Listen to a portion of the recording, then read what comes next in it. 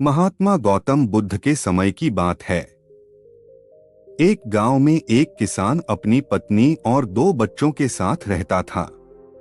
वह किसान बहुत ही ज्यादा परेशान रहता था। अपने दो बच्चों और पत्नी की जरूरतों को पूरा नहीं कर पाता था।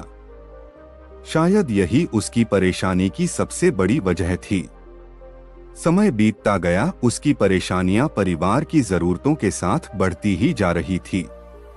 वह दिमाग से और मन से बहुत अशांत रहने लगा था। कहीं न कहीं वह बहुत ज्यादा दुखी हो गया था अपने परिवार की जरूरतों को नहीं पूरा कर पाने की वजह से।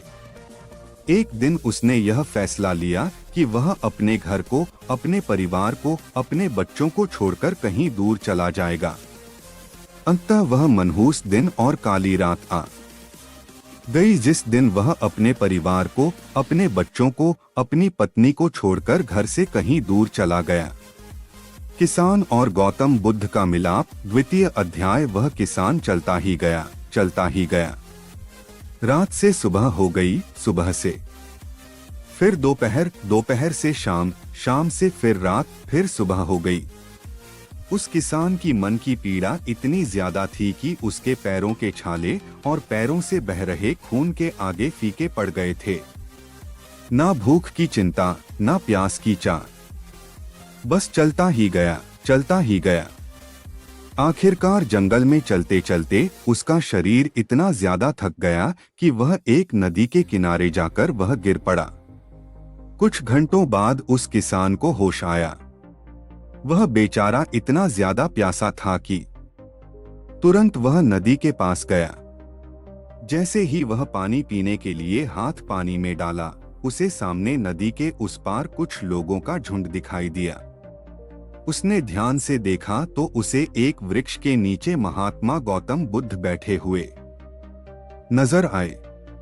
वह तुरंत दौड़ के उनके पास गया और उनके पैर पर गिरकर बोला कि हे महात्मा, हे भगवान गौतम बुद्ध, मुझे अपनी शरण में ले लीजिए, मुझे अपना शिष्य बना लीजिए।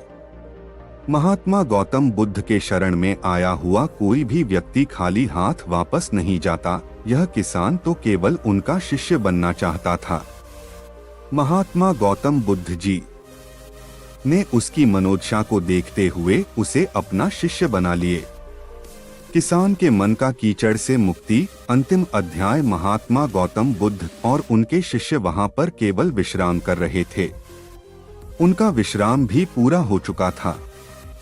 वह किसान भी अब महात्मा गौतम बुद्ध जी का शिष्य बन चुका था। अब समय हो चला था आगे की यात्रा को पूरा करने की। गौतम बुद्ध और उनके शिष्य आगे बढ़ते चले गए। कुछ दूर निकल जाने के बाद गौतम बुद्ध जी को बहुत जोर की प्यास लगी। उन्होंने अपने इस नए शिष्य अर्थात किसान से बोला कि प्रिय शिष्य, जाओ, पास में एक सरोवर है, वहां से मेरे लिए पानी लेकर आओ। किसान बोला, जो आज्ञा भगवान। किसान सरोवर की तरफ चल दिया। सरोवर के पास जैसे ही किसान पहुंचा, उसने देखा कि उस सरोवर में बहुत सारे जानवर उछल कूद कर रहे हैं। वे सारे जीव जंतु किसान को देखते ही तुरंत वहां से भाग गए। किसान बहुत ही खुश हुआ और उस सरोवर की तरफ चल दिया पानी लेने के लिए। परंतु जैसे ही किसान सरोवर के पानी के तरफ हाथ बढ़ाया, उसने देखा कि पानी बहुत ही ज्यादा गंदा था। किसान निराश होकर वापस गौतम बुद्ध जी के पास आ गया। गौतम बुद्ध जी ने उससे पूछा, पानी कहाँ है?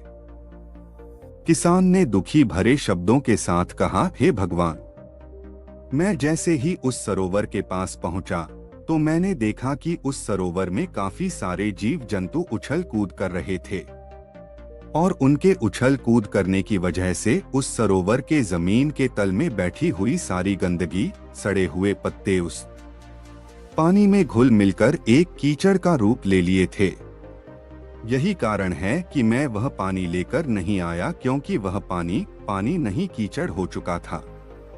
महात्मा गौतम बुद्ध जी उस किसान की बातों को समझ गए और मुस्कुराते हुए उन्होंने कहा कि मैंने तुमसे सरोवर का पानी मांगा था, मैंने यह नहीं कहा था कि पानी अगर गंदा हो तो पानी लेकर मत आना।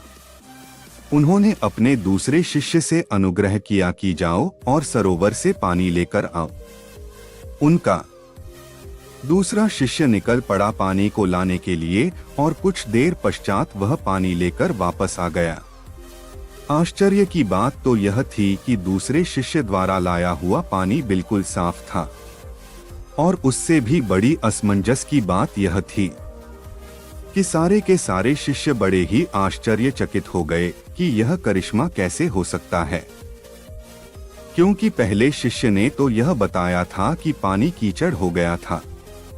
महात्मा गौतम बुद्ध जी ने सारे शिष्यों को यह बताया कि जब सारे जीव जंतु उस पानी में उछल कूद कर रहे थे, तब उस दौरान उस सरोवर के पानी के तल में बैठी हुई सारी गंदगी, सड़े गले हुए पत्ते सब घुल मिलकर कीचड़ रूपी पानी का रूप ले लिए थे।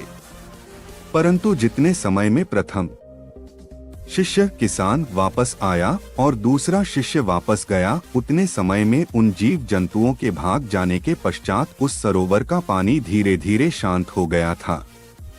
और जैसे जैसे सरोवर का पानी शांत होता गया, उस सरोवर के कीचड़ रूपी पानी में खुली हुई सारी सड़ी गली पत्तियां और मिट्टी धीरे धीरे शांत होकर उस सरोवर के तल में जाकर बैठ गए, जिससे उस सरोवर का पानी शांत होकर साफ हो गया तथा सारे गले हुए सड़े हुए पत्तियां भी शांत होकर आराम से उस सरोवर के तल में जाकर बैठ गए थे। प्रिय शिष्यों, अगर उस सरोवर में किसी भी तरीके का कोई हलचल नहीं होता तो उस सरोवर की हर एक चीज जिसको जहां पर होनी चाहिए थी वह वहीं पर ही रहती।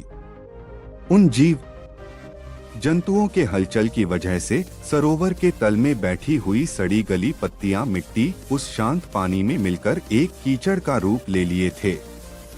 ठीक इसी प्रकार से हर एक व्यक्ति के जीवन में तरह तरह की समस्याएं, परेशानियां और कठिनाइयां आती है, जिसके वजह से हमारे मन में हलचल सी मच जाती है, हमारा दिमाग और मन अशांत हो जाता है।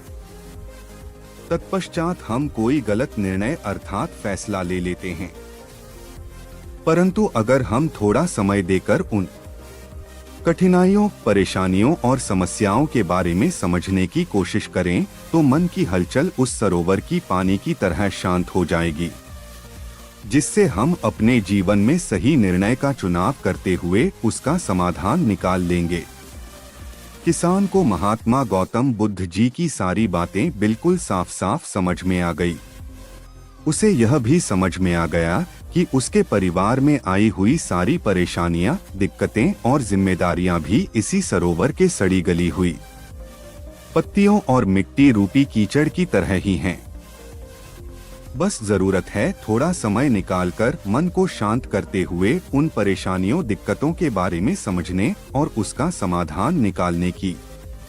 मन का कीचड़ कहानी से हमने क्या सीखा? दोस्तों, समय के साथ साथ हर एक इंसान की जरूरतें बढ़ती ही जाती है। हो सकता है किसी की जरूरत कम हो सकता है किसी की जरूरत ज्यादा हो, लेकिन हमें उन जरूरतों को पूरा करने के लिए मेहनत तो करना ही पड़ता है। हाँ, यह जरूर है कि मेहनत करते वक्त हमें बहुत सारे कठिनाइयों और समस्याओं का सामना करना पड़ता है। इसी वजह से बहुत बार हमारा मन अशांत हो जाता है, निराश हो जाता है, दिल दिमाग में एक अजीब सी हलचल होने लगती है, जिसके वजह से हम गलत फैसला ले लेते हैं। परंतु दोस्तों, हमें घबराने की जरूरत नहीं है, हमें अपने दिमाग को शांत करने की जरूरत है। थोड़ा समय देकर इसके बारे में सोचने की जरूरत है। इसका समाधान कुछ जरूर निकल आएगा। दिमाग को शांत रखें, कोशिश करते रहें, मेहनत करते रहें, समय लगेगा लेकिन सफलता जरूर मिलेगी, क्योंकि सब्र का फल मीठा होता है। धन्यवाद।